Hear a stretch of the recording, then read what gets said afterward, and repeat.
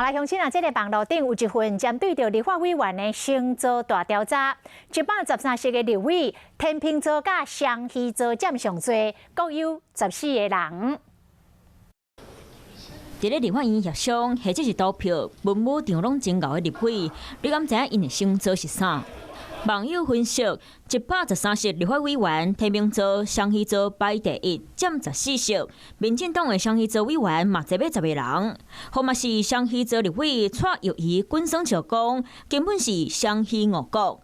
天秤座立委林楚英嘛，学了家己讲，国家这嘛伫咧乌狗乌鸟的手头，真正是有够咬花。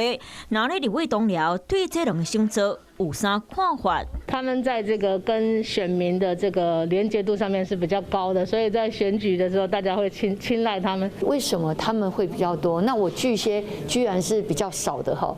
真侪星座文章分析，天秤座牛角人半烂，适合做律师、法官含调解性行业；双鱼座愿意奉献，适合做社工、做慈善，或者是做干事。听起来和立委职业特性有几分相像，不过讲到倒一个星座上好斗阵。巨蟹座很好相处，因为我是巨蟹座的。